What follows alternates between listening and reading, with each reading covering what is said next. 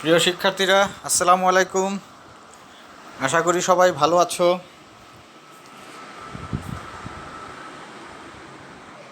আজকে এই বর্ষামুখর দিনে অনলাইন ক্লাসে আমি তোমাদের স্বাগত জানাচ্ছি।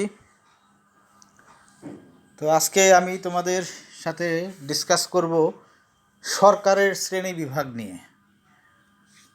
আমরা জানি রাষ্ট্রের 4টি উপাদান রয়েছে: জনগণ, নির্দিষ্ট ভূখণ্ড, সরকার এবং সার্বভৌমত্ব। তো এই যে 4 উপাদানের মধ্যে সবচেয়ে অপরিহার্য উপাদান হচ্ছে সার্বভৌমত্ব।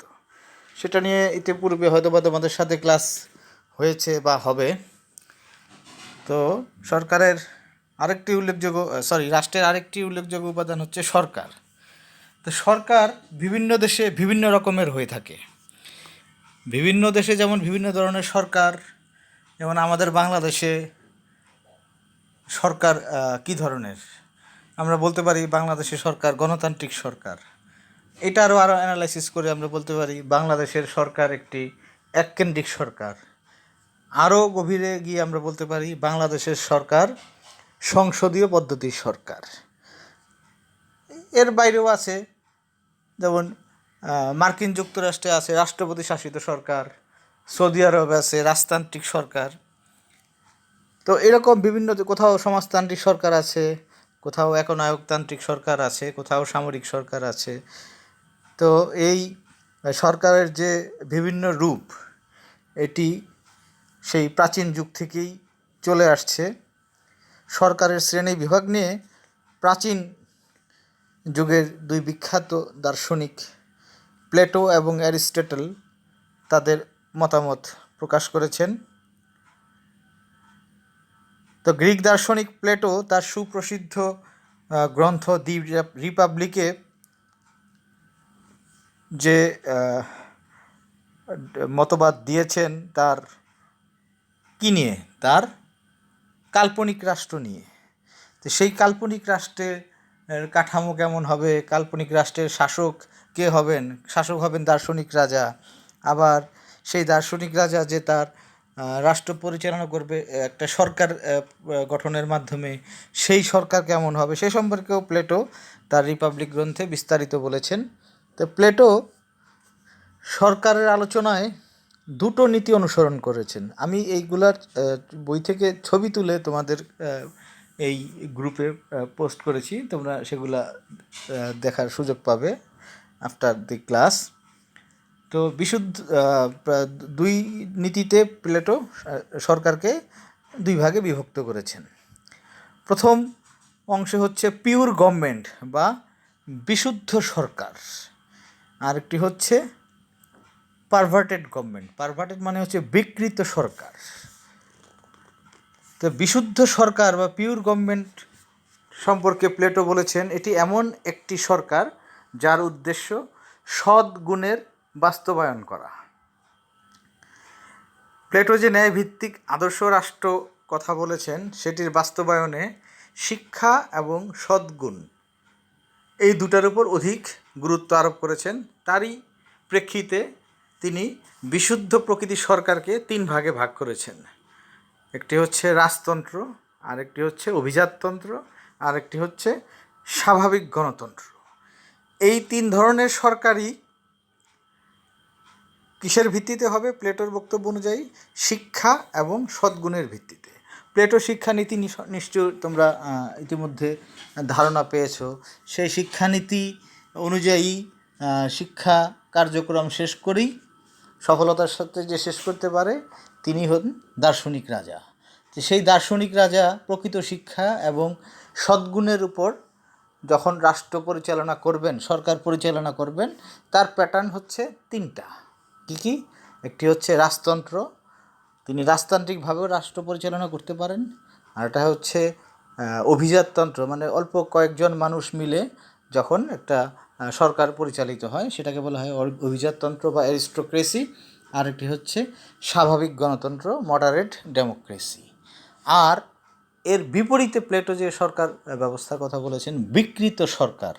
তো বিকৃত সরকারের বিষয়টা হচ্ছে তিনি এই ধরনের তার মতে এই ধরনের সরকার জনগণের মঙ্গলের জন্য কাজ করে না, তারা সর্বদা নিজেদের স্বার্থ নিয়ে ব্যস্ত থাকে, তাদের জনগণের কল্যাণ করাই লক্ষ্য নয়, বরং নিজের স্বার্থ বা নিজেদের স্বার্থই তারা অধিকতর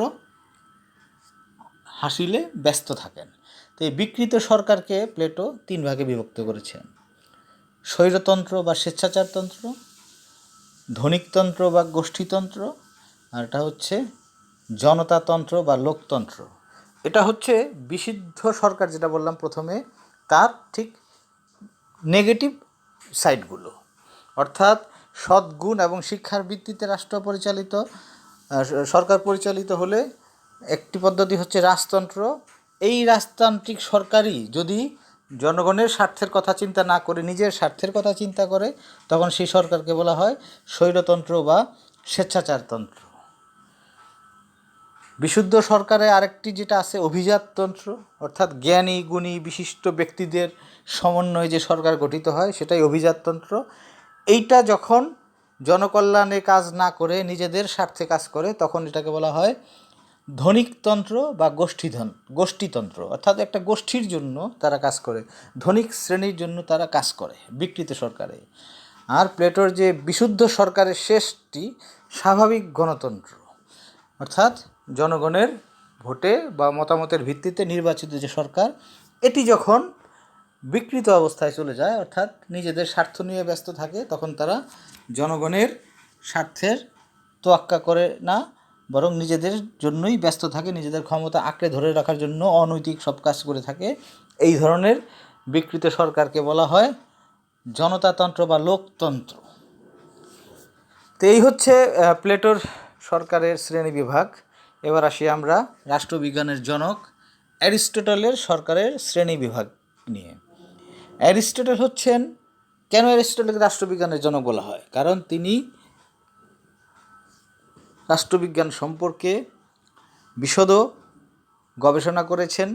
তিনি প্লেটোর মতো কল্পনা বিলাসী ছিলেন না, তিনি প্রকৃত অর্থেই গবেষণা করে তার মতাদর্শ প্রকাশ করেছেন। তোমরা জানো অ্যারিস্টটল তৎকালীন বিশ্বের 158টি দেশের সংবিধান পর্যালোচনা করেছেন। এই 158 দেশের সংবিধান পর্যালোচনা করেই তিনি তার রাষ্ট্রের কথা বলেছেন, রাষ্ট্রের বিভিন্ন অর্গানের কথা বলেছেন, সেরকম সরকারেরও শ্রেণীবিন্যাস করেছেন। তো সরকারের শ্রেণীবিন্যাস করতে গিয়ে অ্যারিস্টটল 2টি নীতির ভিত্তিতে সরকারের শ্রেণীবিন্যাস করেছেন।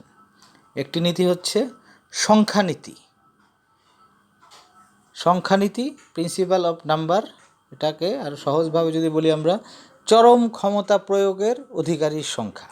অর্থাৎ যে ক্ষমতাটা, রাষ্ট্রের ক্ষমতাটা, এটা এক্সট্রিম পয়েন্টে যদি কেউ প্রয়োগ করে, সেটাকে বলা হচ্ছে চরম ক্ষমতা প্রয়োগের অধিকারী সংখ্যা। আর আরেকটি নীতি কথা তিনি বলেছেন, সেটা হচ্ছে উদ্দেশ্য, সরকার পরিচালনার উদ্দেশ্য। তো সরকার পরিচালনার উদ্দেশ্য এটি আবার 2 ভাগে বিভক্ত, একটি হচ্ছে স্বাভাবিক সরকার আর একটি হচ্ছে বিকৃত সরকার। তো এই বিভাজনে অ্যারিস্টটল যে উদ্দেশ্যের নীতিতে যে 2 ভাগে ভাগ করেছেন, স্বাভাবিক রূপ এবং বিকৃত রূপ, এটির এটি হচ্ছে একটা তার পয়েন্ট, যে সরকারের উদ্দেশ্য কী হবে সেই ভিত্তি। আরেকটি হচ্ছে শাসকের সংখ্যা, একজন থাকবেন, কয়েকজন থাকবেন না বহুজন থাকবেন। এই 2টা নীতির ভিত্তিতেই সরকারের শ্রেণীবিভাগ অ্যারিস্টটল করেছেন।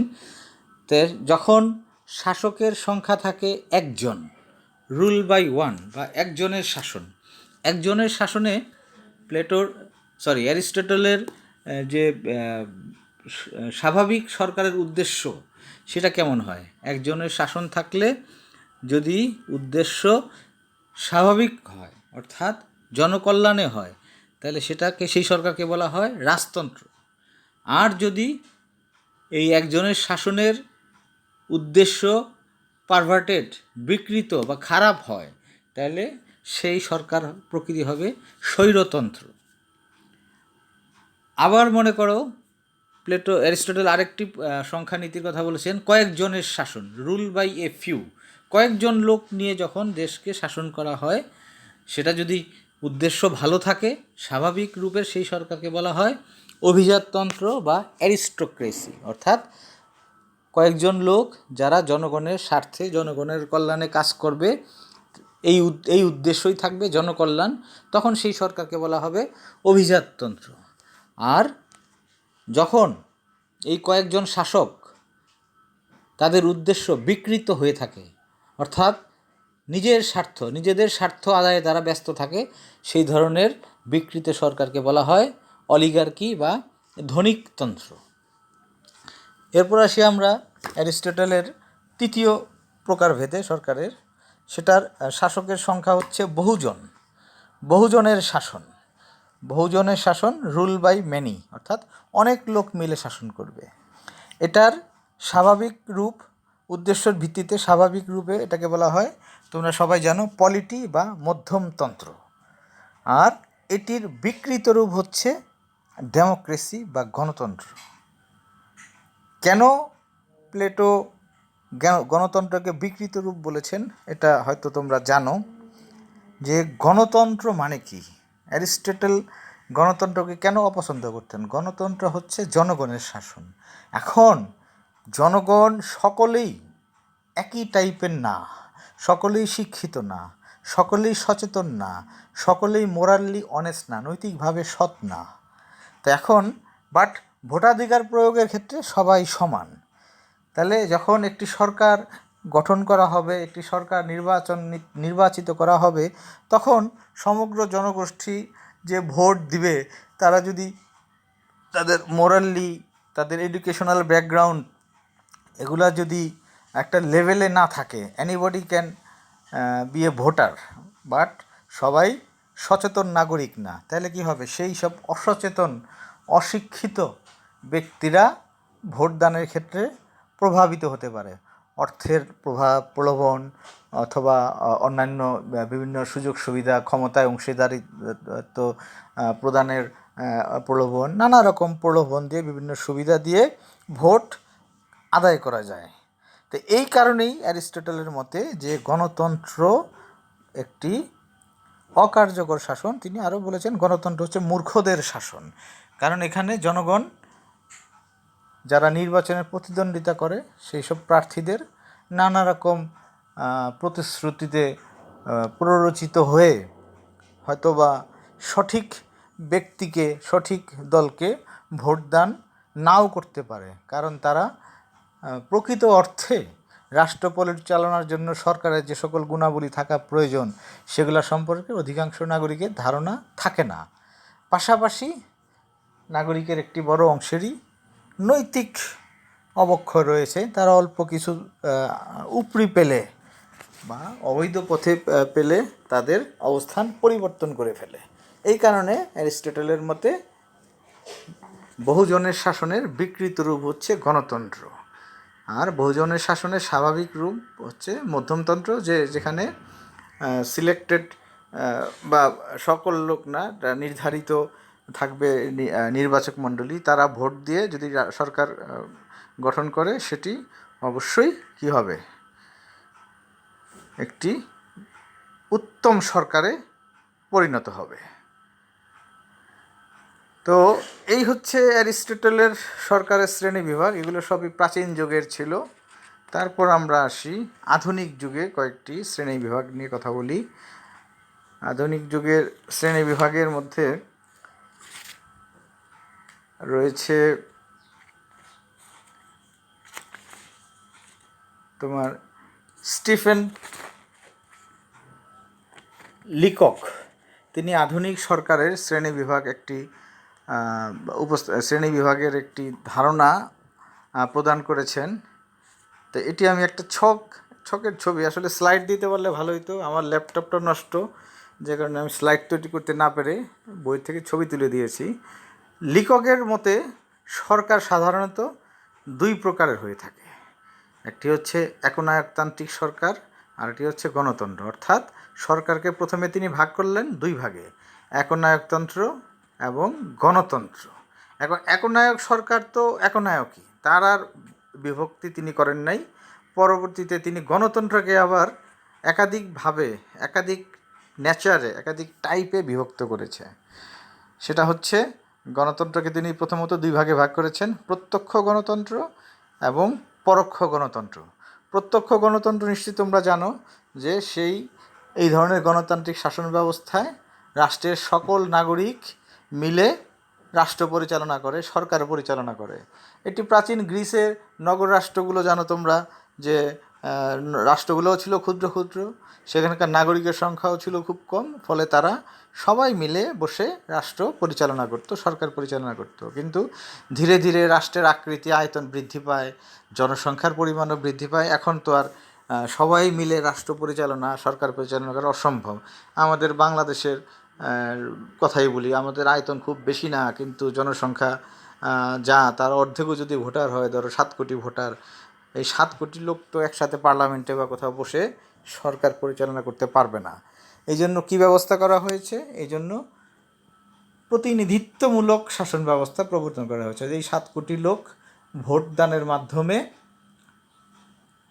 প্রত্যেকটা এলাকা থেকে একজন করে নির্বাচিত প্রতিনিধি প্রেরণ করবে। তারা তাদের, অর্থাৎ সাধারণ ভোটারদের হয়ে সরকার পরিচালনা করবে। সাধারণ ভোটারদের সুবিধাগুলো তারা খেয়াল রাখবে, অসুবিধা দূরীকরণে কাজ করবে। এই ধরনের গণতান্ত্রিক ব্যবস্থাকে বলা হয় পরোক্ষ গণতন্ত্র, যেটি এখন সারা বিশ্বেই যে গণতান্ত্রিক সরকারের নির্বাচন এই পরোক্ষ পদ্ধতিতে হয়ে থাকে। অর্থাৎ আমরা ভোট দিয়ে আইনসভা এমপি সাহেবদের নির্বাচিত করছি। এমপি সাহেবরা আইনসভা, অর্থাৎ আমাদের বাংলাদেশের ক্ষেত্রে যদি বলি, জাতীয় সংসদে গিয়ে আমাদের দেশের রাষ্ট্রীয় নীতি প্রণয়ন করতেছেন, নীতি নির্ধারণী বক্তব্য প্রদান করছেন, পাশাপাশি নিজ নিজ এলাকার জনগণের সমস্যা সমাধানের জন্য কাজ করে যান। অর্থাৎ তারা আমাদের কাছে প্রতিশ্রুতি দিয়ে, আমাদের ভোট পেয়ে, আমাদের ভোটে নির্বাচিত হয়ে, আমাদের পক্ষ থেকে, on behalf of the mass people, on behalf of the নির্বাচক মণ্ডলী, তারা এই কাজগুলো করে থাকেন। এটাকে বলা হয় পরোক্ষ গণতন্ত্র।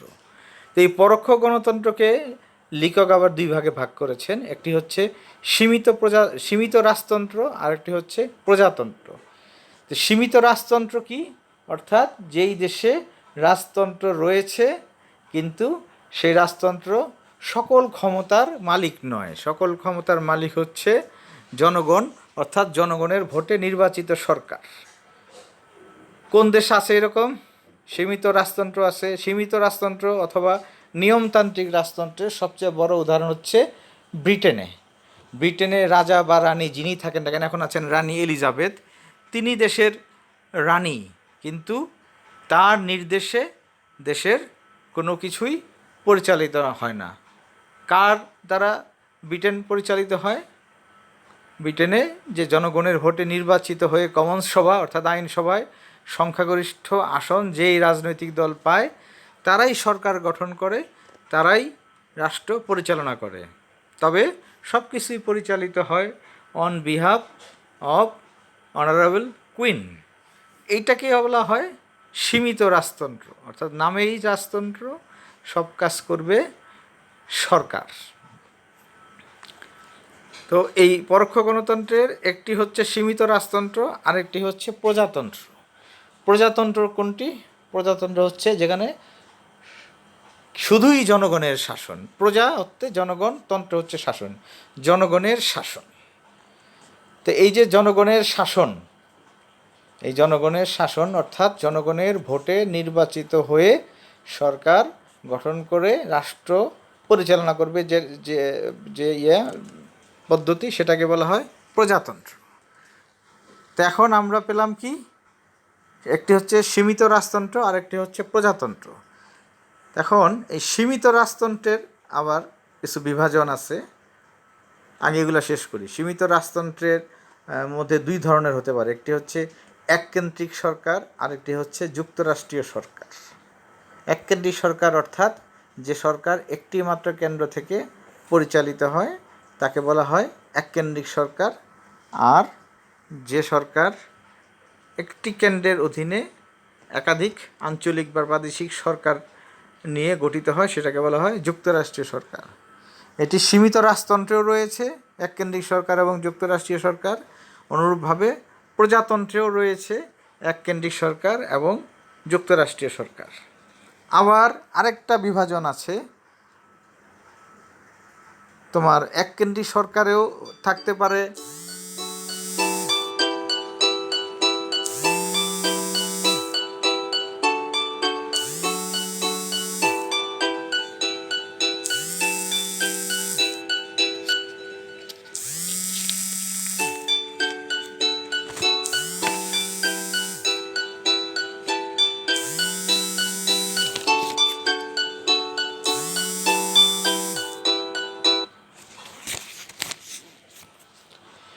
তো এককেন্দ্রিক সরকারে থাকতে পারে মন্ত্রিপরিষদ শাসিত সরকার অথবা রাষ্ট্রপতি শাসিত সরকার।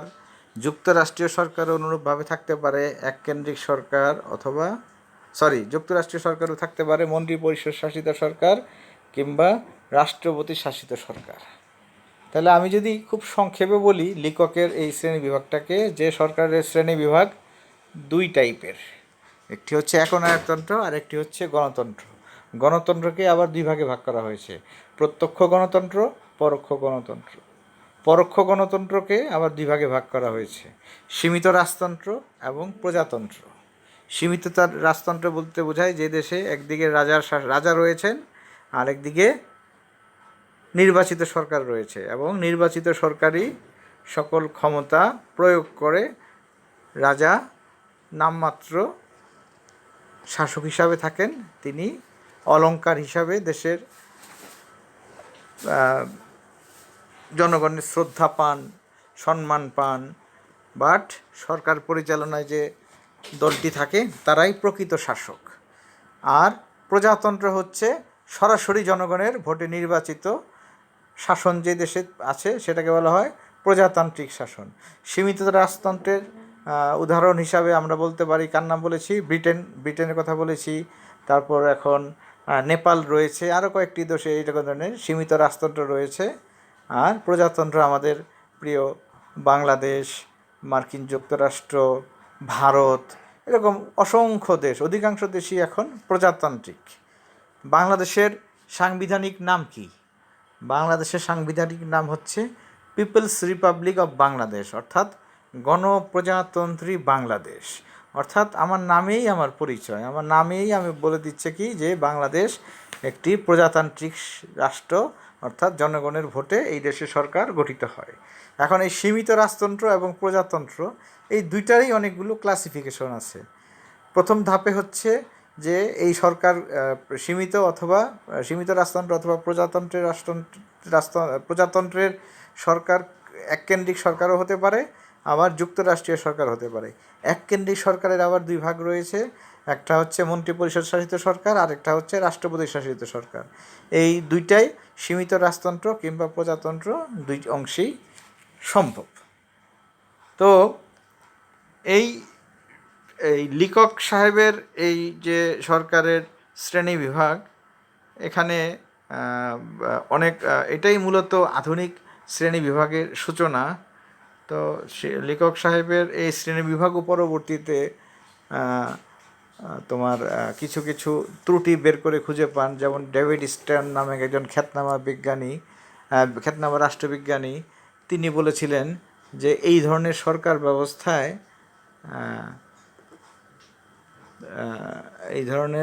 সরকার ব্যবস্থায় রাজনৈতিক শ্রেণীকোণের উপর বেশি গুরুত্ব প্রদান করা হয়েছে, কিন্তু রাষ্ট্রের অর্থনৈতিক ভিত্তি উপেক্ষা করা হয়েছে। অর্থনৈতিক উন্নয়ন ব্যতীত সরকারের উন্নয়ন অসম্ভব।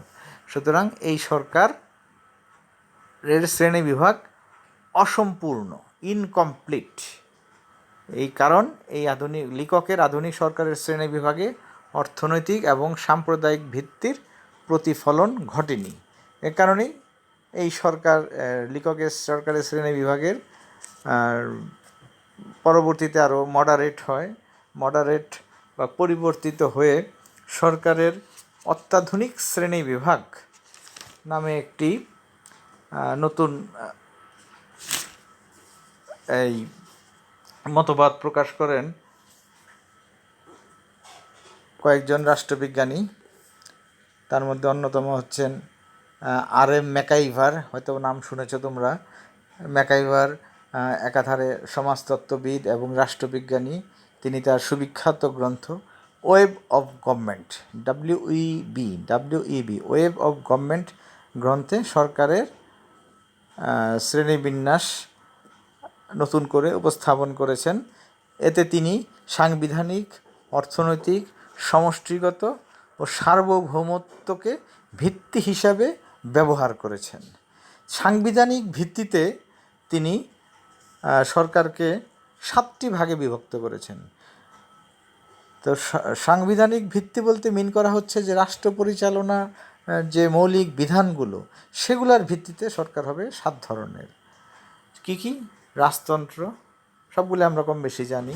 রাজতন্ত্র, স্বৈরতন্ত্র, ধর্মতন্ত্র বা ঈশ্বরতন্ত্র, তারপরে হচ্ছে দ্বৈত শাসক প্রধান, আরেকটি হচ্ছে পঞ্চম হচ্ছে প্রত্যক্ষ গণতন্ত্র,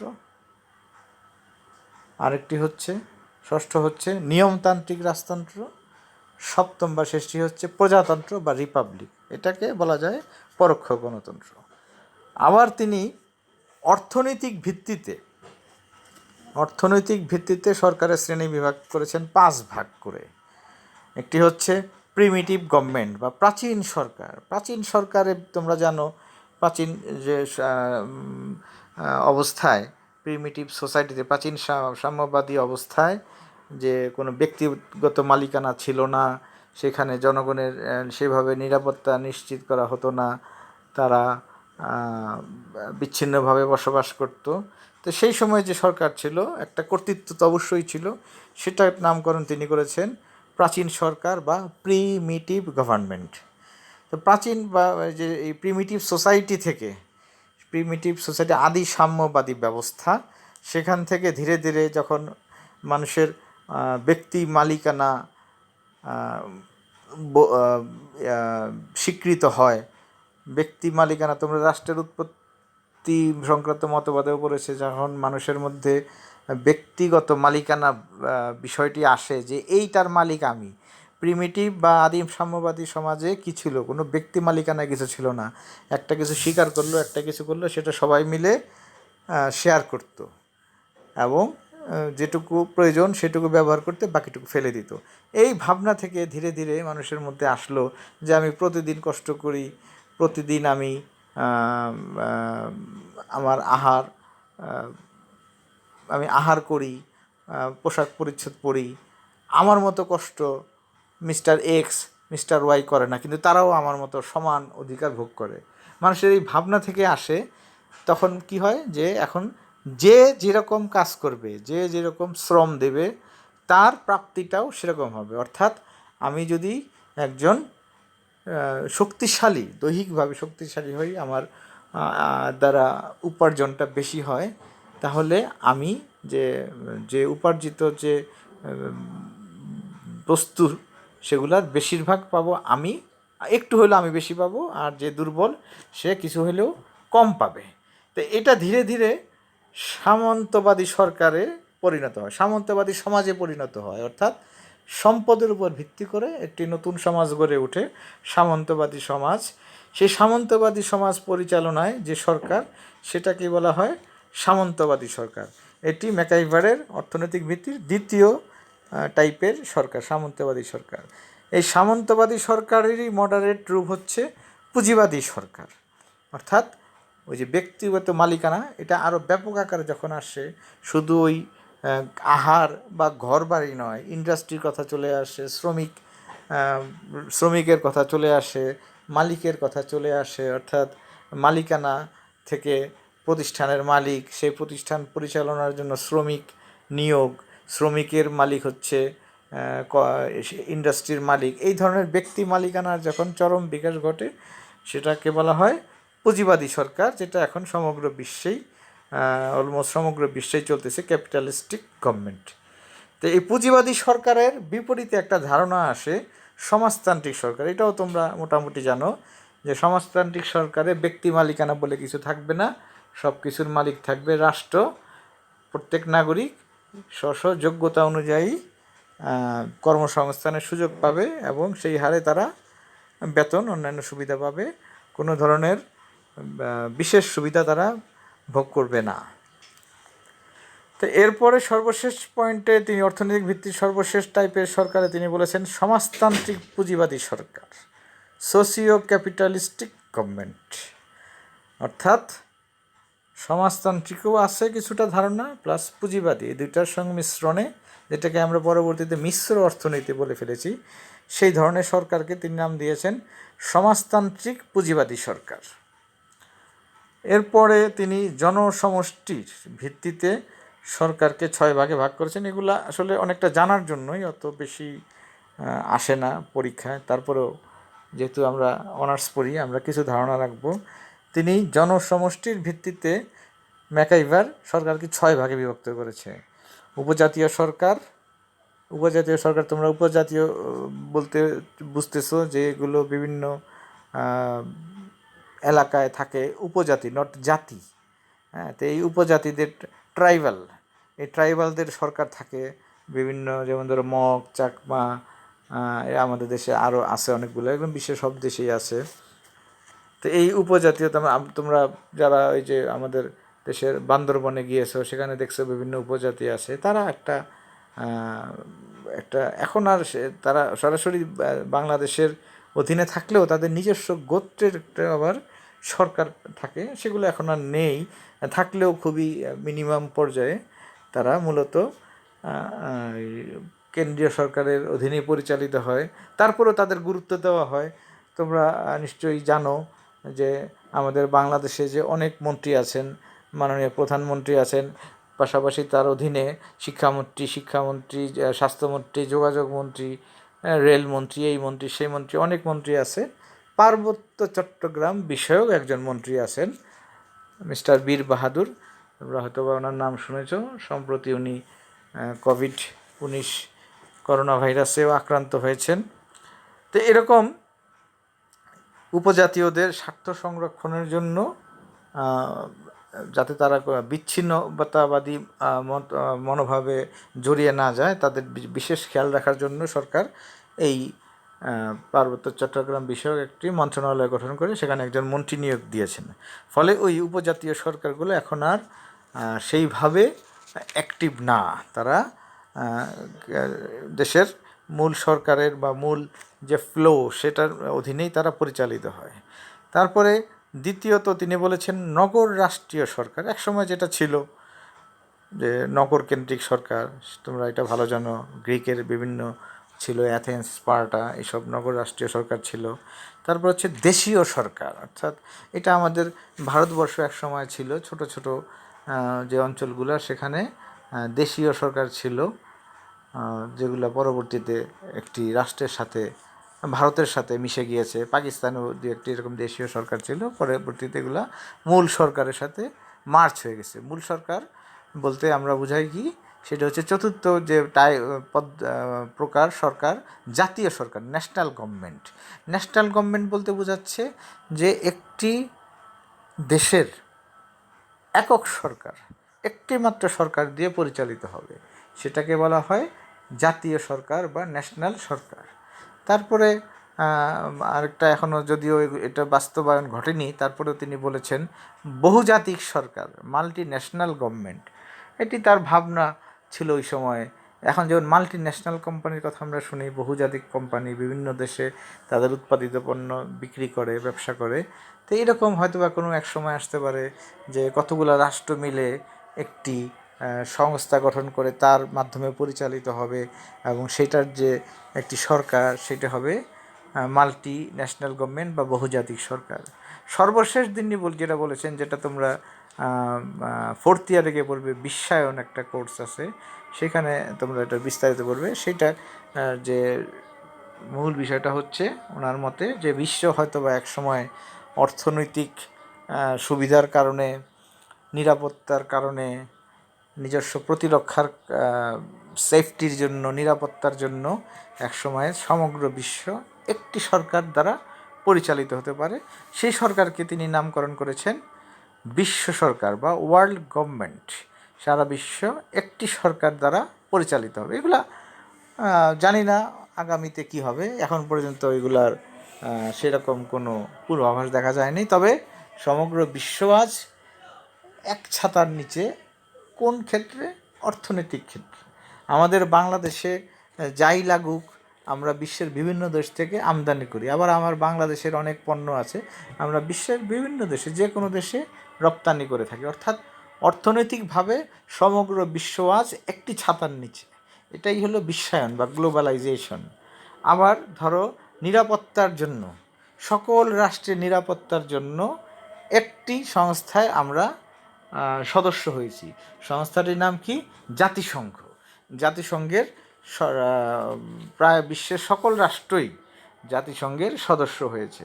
এটাই হচ্ছে বিশ্ব সরকারের একটি ধারণা, যদিও এটির বাস্তবায়ন আদৌ সম্ভব কিনা সন্দেহ রয়েছে। উনি সর্বশেষ যে ভিত্তি দিয়েছেন সার্বভৌমত্বের ভিত্তি। সার্বভৌমত্ব সরকারের প্রধান উপাদান, যার ভিত্তিতে বা যার প্রেক্ষিতে সরকার বা একটি রাষ্ট্র অন্যান্য রাষ্ট্র তথা বহিঃশত্রুর আক্রমণ থেকে মুক্ত থাকে। তো ম্যাকাইভার আধুনিক সরকারকে সার্বভৌমত্বের ভিত্তিতে তিন ভাগে ভাগ করেছেন। একটি হচ্ছে এককেন্দ্রিক সরকার, যেমন আমাদের বাংলাদেশের সরকার এককেন্দ্রিক সরকার। আরেকটি টাইপ হচ্ছে যুক্তরাষ্ট্রীয় সরকার বা ফেডারেল গভর্নমেন্ট, মার্কিন যুক্তরাষ্ট্র যার বড় উদাহরণ। আরেকটি হচ্ছে সাম্রাজ্যবাদী সরকার। সাম্রাজ্যবাদী সরকার বা ইম্পেরিয়াল গভর্নমেন্ট, তার কাজটা কি? তার কাজটা হচ্ছে সমগ্র বিশ্ব যুদ্ধের মাধ্যমে, নানা রকম আধিপত্য বিস্তারের মাধ্যমে, সেটা অর্থনৈতিক হোক বা অন্যভাবেই হোক, সমগ্র বিশ্বব্যাপী সে তার আধিপত্য বিস্তার করবে। সাম্রাজ্যবাদী মনোভাব নিয়ে যদি রাষ্ট্র পরিচালনা করা হয় সেটাকে বলা হয় সাম্রাজ্যবাদী সরকার। অনেক সময় দেখা যায় বৃহৎ কোনো রাষ্ট্রকে, সে যখন তার স্বার্থ ক্ষুণ্ণ হয় এমন কোনো রাষ্ট্র থাকে, তার বিরুদ্ধে অযাচিত হস্তক্ষেপ বা হামলা করে বা আগ্রাসনী নীতি প্রয়োগ করে, তখন আমরা নিন্দার সাথে বলি এই সাম্রাজ্যবাদী সরকারের বিরুদ্ধে আমরা প্রতিবাদ জানাই, নিন্দা জানাই।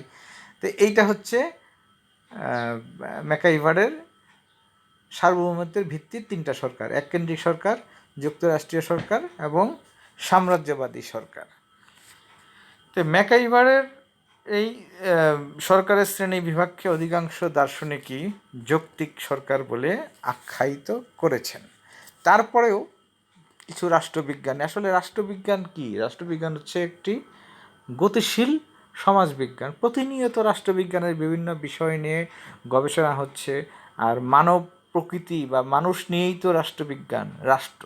তো মানব প্রকৃতি, মানুষের যে নেচার, এটা প্রতিনিয়তই পরিবর্তিত হচ্ছে, ডেভেলপ হচ্ছে। এই রকম রাষ্ট্রবিজ্ঞানও সেরকম প্রতিনিয়ত পরিবর্তিত হচ্ছে, ডেভেলপড হচ্ছে। তো এই কারণেই কিছু কিছু রাষ্ট্রবিজ্ঞানী, আধুনিক রাষ্ট্রবিজ্ঞানী, এর মধ্যে অন্যতম হচ্ছেন David Stone, Alan Ball, Almond and Powell. এই রাষ্ট্রবিজ্ঞানীরা, আধুনিক রাষ্ট্রবিজ্ঞানী, ওনারা এই ম্যাকাইভার সাহেবের যে শ্রেণীবিভাগ, তার কে ইগনোর না করে, এই শ্রেণীবিভাগকে স্বীকার করে নিয়েও তারা আরও অ্যাড করেছেন কয়েকটা বিষয় তারা সংযোজন করেছেন ম্যাকাইভারের শ্রেণীবিভাগে, সরকারের শ্রেণীবিভাগের সাথে। কি কি বিষয় তারা যোগ করেছেন এর সাথে? প্রথমত যোগ করেছেন দেশের ইতিহাস, ঐতিহ্য, অর্থনীতি, সমাজ, পরিবেশ, এইসব সম্পর্কে সরকারের রূপ ও প্রকৃতি, এগুলাকে ইনক্লুড করে সরকারের শ্রেণীবিভাগ করা হয়েছে। তো এই প্রসঙ্গে অ্যালান বল রাজনৈতিক ব্যবস্থাকে তিনটি ভাগে ভাগ করেছেন। একটি হচ্ছে গণতান্ত্রিক ব্যবস্থা। গণতান্ত্রিক ব্যবস্থার মূল বৈশিষ্ট্য কি? যে এই ধরনের রাজনৈতিক ব্যবস্থায় একটি দেশে একাধিক রাজনৈতিক দলের উপস্থিতি থাকবে, কার্যকারিতা থাকবে, এখানে অবাধ রাজনৈতিক কার্যক্রম পরিচালিত হবে, বাধাহীনভাবে, কেউ হস্তক্ষেপ করবে না, সরকার অনিয়ম তান্ত্রিকভাবে বা জোর জুলুম করে বিরোধী পক্ষকে দমন নিপীড়ন করবে না। তারপরে আরও উল্লেখযোগ্য একটি বৈশিষ্ট্য হচ্ছে গণতান্ত্রিক ব্যবস্থার নিয়মিত নির্বাচন অনুষ্ঠান। নিয়মিত মানে যে একটা মেয়াদ, যেমন বাংলাদেশের আইনসভার বা সরকারের মেয়াদ হচ্ছে কত বৎসর? 5 বৎসর। এই 5 বৎসর অন্তর নির্বাচন হবে। সেই নির্বাচনে যেই দল জয়লাভ করবে তারাই আবার নতুন করে সরকার গঠন করবে, আবার 5 বছর পর, এরকম প্রতি 5 বছর পর অন্তর অন্তর নির্বাচন হবে নিয়মতান্ত্রিক উপায়ে। এটাকে বলা হয় নিয়মিত নির্বাচন অনুষ্ঠান। পাশাপাশি একটি সরকারে শুধু রাজনৈতিক দলই থাকে না, বিভিন্ন ধরনের চাপ সৃষ্টিকারী গোষ্ঠী থাকে, পেশাজীবী গোষ্ঠী থাকে, সমিতি থাকে, যারা তাদের ওই পেশার কর্মকর্তাদের সুযোগ সুবিধাগুলো দেখে। যেমন ধরো আমাদের বাংলাদেশে অনেক ধরনের চাপ সৃষ্টিকারী গোষ্ঠী বা প্রেশার গ্রুপ রয়েছে, সমিতি রয়েছে। এই যে গার্মেন্টস সমিতি, গার্মেন্টস মালিক সমিতি রয়েছে, এফবিসিসিআই রয়েছে, কৃষি পেশাজীবীদের সমিতি রয়েছে, আমাদের শিক্ষক, আমাদের যারা আমরা আছি, আমাদেরও বিসিএস এডুকেশন ক্যাডার অ্যাসোসিয়েশন আছে। এরকম সকল পেশার লোকদের সমিতি বা পেশাজীবী সংগঠন রয়েছে। আমাদের কাজ কিন্তু রাজনীতি করা না, আমাদের কাজ কি? আমাদের পেশাগত সুযোগ সুবিধা সরকারের সাথে আলাপ আলোচনার মাধ্যমে আদায় করা। এটাকে বলা হয় পেশাজীবী সংস্থা বা চাপ সৃষ্টিকারী গোষ্ঠী। আমরা সরকারের বিরুদ্ধে আন্দোলনও করব না, হরতালও করব না। আমরা বিভিন্ন সময় আমাদের মন্ত্রণালয়ের মাননীয় মন্ত্রী বা সচিব বা ওই পর্যায়ে যারা ব্যক্তিবর্গ আছেন দায়িত্বপ্রাপ্ত, তাদের সাথে আমাদের নানা রকম সমস্যাগুলি তুলে ধরব, সেগুলো সমাধানের জন্য আবেদন করব। যদি আমাদের আবেদনগুলো না শুনে বা একেবারেই আমাদের পাত্তা না দেয়, তখন আমরা কি করি? আমরা হয়তো বা 1 ঘন্টা কর্মবিরতি পালন করি, 2 ঘন্টা কর্মবিরতি পালন করি, কিন্তু আমরা হরতাল করি না, মিছিল করি না, আমরা নির্বাচন করি না, আমরা ভাঙচুর করি না।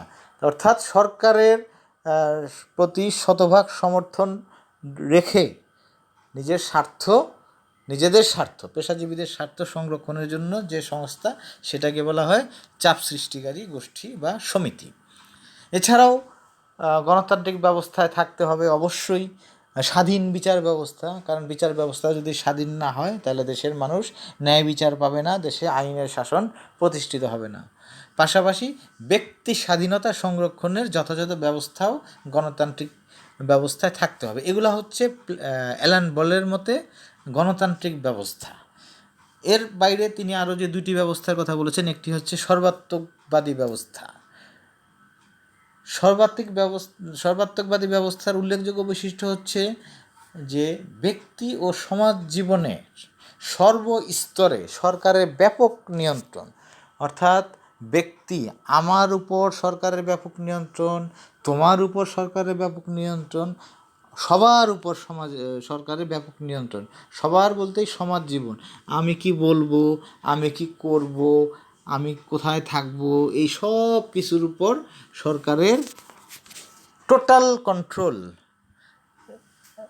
থাকলে সেটাকে বলা হয় সর্বাত্মকবাদী ব্যবস্থা। এই ব্যবস্থায় একটি মাত্র রাজনৈতিক দলের আইনগত স্বীকৃতি থাকে এবং এটি কোনো একটি আদর্শের দ্বারা ব্যাপকভাবে প্রভাবিত হয়, হয়তোবা সমাজতান্ত্রিক আদর্শ অথবা অন্য কোনো বিশেষ আদর্শ, ধর্মীয় আদর্শ থাকতে পারে, যে অমুক ধর্ম বা ওই মতবাদ আমরা আমাদের দেশে কায়েম করব, এই মতবাদের বাইরে কেউ থাকতে পারবে না।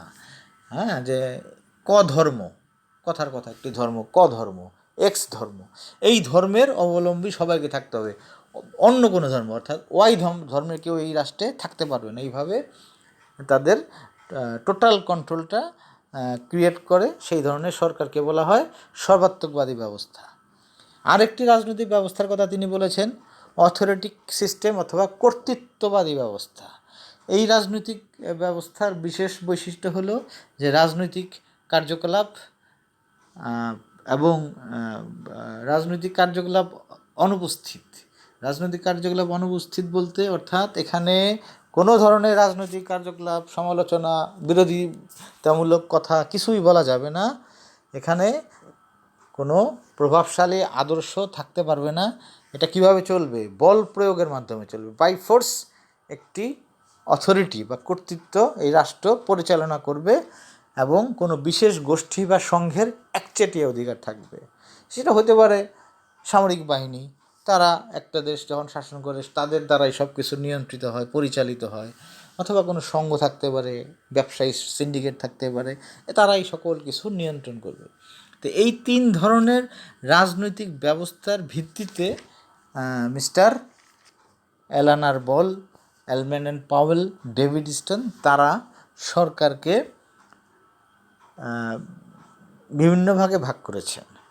তো এখানে সরকারকে বিভিন্ন ভাগে ভাগ করতে গিয়ে তারা গণতান্ত্রিক ব্যবস্থায় যে সরকারের কথা বলেছেন, গণতান্ত্রিক শাসন ব্যবস্থায় সরকার হতে পারে এককেন্দ্রিক সরকার অথবা যুক্তরাষ্ট্রীয় সরকার। আবার এই এককেন্দ্রিক সরকার অথবা যুক্তরাষ্ট্রীয় সরকার অনেকটা ওই ম্যাকাইভারের মতো পুরোপুরি, খালি ওই বেসগুলো আলাদা করে দেওয়া আছে যে গণতান্ত্রিক সরকার প্রধানত এককেন্দ্রিক সরকার হবে অথবা যুক্তরাষ্ট্রীয় সরকার হবে, এবং এই এককেন্দ্রিক সরকার অথবা যুক্তরাষ্ট্রীয় সরকার যেটাই হোক না কেন সেগুলা হয় সংসদীয় পদ্ধতির সরকার হবে অথবা রাষ্ট্রপতি শাসিত সরকার হবে। তাইলে কি দাঁড়াচ্ছে, সর্বাধুনিক সরকারের গণতান্ত্রিক শাসনের 3টা ফেজ। একটা হচ্ছে গণতান্ত্রিক শাসন, তার আবার 2টা টাইপ আছে। আমি অনেক স্টুডেন্টদের জিজ্ঞেস করি যে বাংলাদেশে কী ধরনের সরকার, কেউ তাৎক্ষণিক উত্তর দিয়ে ফেলে গণতান্ত্রিক সরকার। ইয়েস, অবশ্যই গণতান্ত্রিক সরকার, কিন্তু একদম এক্সট্রিম রুটে, একদম বেজ লাইনে অনেকে যেতে পারে না বা তাৎক্ষণিক রেসপন্স করতে পারে না। তো বাংলাদেশে বা বিশ্বে যেই দেশে গণতান্ত্রিক শাসন রয়েছে সেই গণতান্ত্রিক সরকার 2 টাইপের হয়।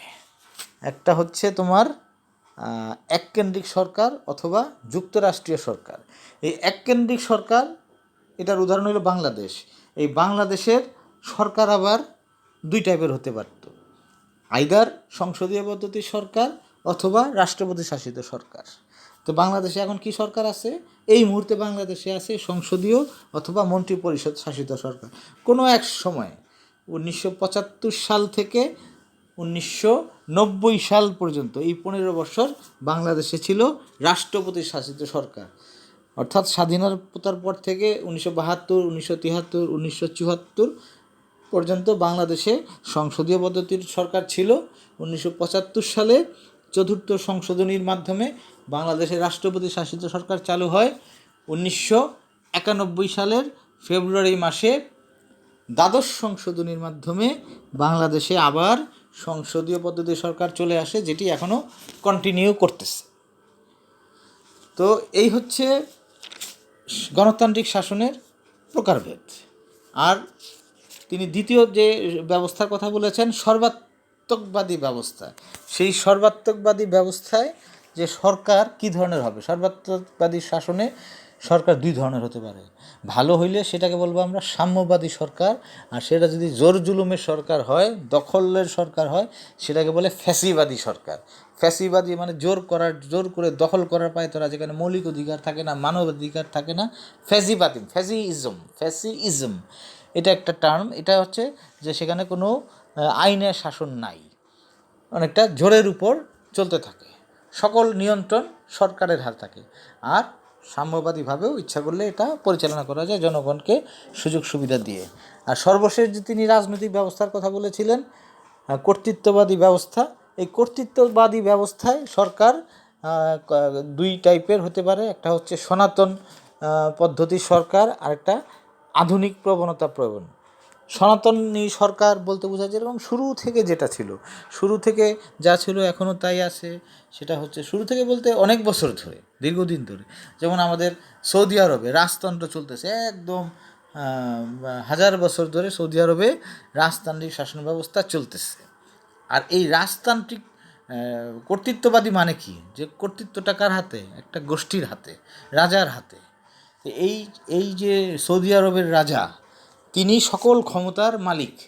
তোমরা অনেকে হয়তোবা সুলতান সোলেমান দেখেছো টিভিতে সিরিয়াল, সুলতান সোলেমানই সকল ক্ষমতার মালিক, তার বিরুদ্ধে কথা বলে কেউই রক্ষা পাবে না। ইভেন সুলতান সোলেমানকে দেখা গেছে তার বিপক্ষে অবস্থানের জন্য তার নিজ সন্তানকেও তিনি মৃত্যুদণ্ড দিয়েছেন। তো এইটাকে হলো মানে টোটাল অথরিটিক সিস্টেম। তো এটার থেকে ইদানিং কিছুটা আধুনিকতা প্রবণ হচ্ছে, যে এত ক্ষমতা শাসকের কাছে না দিয়ে শাসকের ক্ষমতা সীমিত করার একটা প্রয়াস চলছে।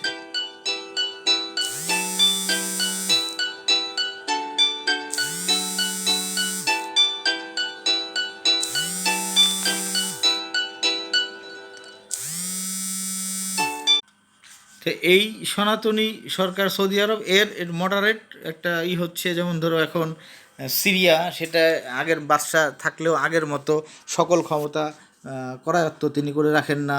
তারপরে অতি সম্প্রতি আমাদের এই সার্ক কান্ট্রিজে নেপাল, ভুটান, এই দেশগুলোতেও এখন যে রাজা, তিনি সকল ক্ষমতা এককভাবে ভোগ না করে একটি নির্বাচিত আইনসভার ব্যবস্থা করেছেন।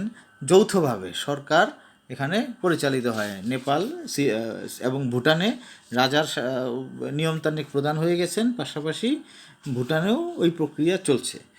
তো এর বাইরে কর্তৃত্ববাদী শাসনে আরও যে আধুনিক, যেটা বললাম আধুনিকতার প্রবণতা কোন দেশে, যে এখন আর একদম শতভাগ কন্ট্রোলটা কার হাতে নেই, রাজার হাতে নেই। রাজা এবং জনপ্রতিনিধি মিশ্রণে এটা চলতেছে। তো এই আধুনিক সরকারের, কর্তৃত্ববাদী শাসনের আধুনিক সরকার আবার দুইভাবে পরিচালিত হয়। সামরিক সরকার বা সামরিক বাহিনী সমর্থিত সরকার, আরেকটা হচ্ছে বেসামরিক সরকার। তো এই সামরিক সরকারের বা সেনা সমর্থিত সরকার, এটা আমরা যদি অনেক বছর, অনেক যুগ, আমাদের প্রতিবেশী রাষ্ট্র মায়ানমার, সেই রাষ্ট্রে সামরিক শাসন ছিল, তাও 1 দশক হয়ে গেছে। সেখানে গণতন্ত্রের মাধ্যমে, নির্বাচনের মাধ্যমে অং সান সুচি ক্ষমতায় এসেছেন। তারপরেও তিনি শতভাগ স্বাধীনভাবে বা নিয়ন্ত্রণ মুক্ত, সামরিক বাহিনীর নিয়ন্ত্রণ মুক্ত হয়ে যে সরকার পরিচালনা করতে পারছেন তা বলা যায় না। তো এই ধরনের কর্তৃত্ববাদী সরকারকে বলা হয় যে আধুনিকতা প্রবণ সামরিক কর্তৃত্ববাদী সরকার। আরেকটা রয়েছে আধুনিকতা প্রবণ বেসামরিক শাসক গোষ্ঠীর দ্বারা পরিচালিত সরকার। এটা হলো ইন্দোনেশিয়া একটি উদাহরণ। এখানে সামরিক বাহিনীর কোনো নাই, কিন্তু বেসামরিক, অর্থাৎ আমলা অথবা সমাজের বিভিন্ন প্রভাবশালী গোষ্ঠী, তারা মিলে শাসন ক্ষমতা পরিচালনা করেন। জনগণের ডিরেক্ট ভোটে এখানে পরিচালিত হয় না, এখানে জনমত শতভাগ প্রতিফলিত হয় না। এটাকে বলা হয় কর্তৃত্ববাদী শাসনের আধুনিক পদ্ধতির বেসামরিক শাসনকে। সর্বশেষ যে সরকারের শ্রেণী বিভাগ নিয়ে যিনি কথা বলেছেন, তিনি হচ্ছেন সমাজতন্ত্রের জনক কার্ল মার্কস। তোমরা সবাই তার নাম শুনছ। কার্ল মার্কসের যে বিখ্যাত গ্রন্থ দাস ক্যাপিটাল, সেই বইয়ে সেই গ্রন্থে তিনি মানব সমাজের ক্রমবিকাশের ধারা এবং অর্থনৈতিক শক্তি বিন্যাসের পরিপ্রেক্ষিতে বিভিন্ন ধরনের সরকারের কথা বলেছেন। তার দর্শন অনুযায়ী সরকার 4 ধরনের। প্রথমত দাসভিত্তিক সরকার, স্লেভারি বেসড গভর্নমেন্ট, অর্থাৎ দাসরা ছিল সরকারের, দাসদের দ্বারা সরকার পরিচালিত, সেখানে কোনো মালিক ছিল না, সেই প্রিমিটিভ সোসাইটির মতো কথা আর কি। তারপরে এক সময় যখন মানুষের ব্যক্তিগত মালিকানার উৎপত্তির সূচনা ঘটে, তখন সেখানে আসে সামন্ততান্ত্রিক সরকার, অর্থাৎ ধনিক শ্রেণীর শাসন সরকার। তারপরে সেই ধনিক শ্রেণীটা আরও যখন শিল্পায়নের দিকে অগ্রসর হয়, মালিক কর্মচারী দুইটা পক্ষ তৈরি হয়, তখন সেই সরকারকে বলা হয় বুর্জুয়া সরকার। এই বুর্জুয়া সরকারের নির্যাতন, নিপীড়নে, শ্রমিক শ্রেণীর আন্দোলনের মাধ্যমে যে সরকার প্রতিষ্ঠিত হয়, সেটাকে বলা হয় সোশ্যালিস্ট গভর্নমেন্ট বা সমাজতান্ত্রিক সরকার। তো এই 4টা পদ্ধতি সরকারের কথা বলেছেন কার্ল মার্কস। কিসের ভিত্তিতে? মানব সমাজের ক্রমবিকাশের ধারা এবং অর্থনৈতিক শক্তি বিন্যাসের ভিত্তিতে তিনি বলেছেন। আজকে এই পর্যন্তই, অনেক লম্বা হয়ে গেছে। আসলে অনলাইনে এত সময় তোমাদের সাথে থাকা, অর্থাৎ এটা তো শুধু সময় না, সাথে সাথে তোমাদের ডেটাও খরচ হয়। তবুও আসলে কথা বলতে গেলে কথা চলতেই থাকে, আমি খুব সহজে ক্লাসে থামতে পারি না, এটা আমার একটা ব্যাড হ্যাবিট। যাই হোক, তোমরা হয়তো জানো টেলিভিশন দেখে ফেসবুক দেখে যে আমাদের দেশে করোনা প্রাদুর্ভাব কিন্তু খুব বিপজ্জনকভাবে ঊর্ধ্বমুখী। আল্লাহ আমাদের সহায় হন, সকলের মঙ্গল করুন। প্রতিদিন যে হারে করোনা রোগীর সংখ্যা বাড়ছে, আজকে বা আগামীকালকের মধ্যে এটা 1 লক্ষ লোক ছাড়িয়ে যাবে। আমরা আজকে সম্ভবত 102 মানে 102 নম্বর দিনে আছি আমরা। সেই 8ই মার্চ আমাদের দেশে প্রথম করোনা রোগীর সন্ধান পাওয়া গেছে। সে থেকে 102 দিনে আমাদের এই সংখ্যা 1 লক্ষে চলে যাচ্ছে আজকে। মৃত্যুর সংখ্যাও 1000 ক্রস করেছে। গতকাল সর্বোচ্চ একদিনে 24 ঘন্টার হিসাবে সর্বোচ্চ মৃত্যুবরণ করেছে গতকাল 50+। এবং আমরা এশিয়ায় করোনা সংক্রান্ত রাষ্ট্রগুলোর মধ্যে আমরা সবসময় সব দিকে নিম্ন কাতারে থাকি, কিন্তু এই ক্ষেত্রে আমরা এশিয়ার ষষ্ঠ দেশে পরিণত হয়ে গেছি। বিশ্বেও আমরা খুব টপ লেভেলে আছি, 10-12টি রাষ্ট্রের মধ্যেই আছি। সামনে মানে পরিসংখ্যান অনুযায়ী আমাদের আরও ভয়াবহ সময় আসতে পারে পরিসংখ্যানগতভাবে। আল্লাহর রহমত করলে হয়তো বা ইনশাল্লাহ অবশ্যই আল্লাহর রহমত করলে অবশ্যই আমরা এই ভয়াবহতা থেকে রক্ষা পাবো, মুক্তি পাবো। তো সবাই সুস্থ থাকবে, সাবধানে থাকবে, পাশাপাশি পরম করুণাময় নিকট প্রার্থনা করবে আমাদের সবাইকে যেন তিনি হেফাজত করেন, সুস্থতা দেন। এই মহামারী থেকে সবাই মুক্তির জন্য যার যার ধর্মের অনুসারে তোমরা প্রার্থনা করবে। তোমরা সবাই ভালো থাকবে, তোমাদের জন্য দোয়া করি। তোমরাও আমাদের জন্য দোয়া করবে। আমরা সবাই যেন সুস্থভাবে এই ক্রাইসিস মহামারীর সময়টা পার করে ইনশাল্লাহ শিক্ষা প্রতিষ্ঠানে তোমাদের প্রিয় মুখগুলো আবার দেখতে পাই, তোমরাও আমাদের দেখতে পাবে, এই আশা আমি ব্যক্ত করি। এই দোয়া আমি আল্লাহ রাব্বুল আলামিনের কাছে করি, তোমরাও করবে। আজকের মতো এখানেই শেষ করছি। সবাইকে ধন্যবাদ, শুভকামনা। আসসালামু আলাইকুম।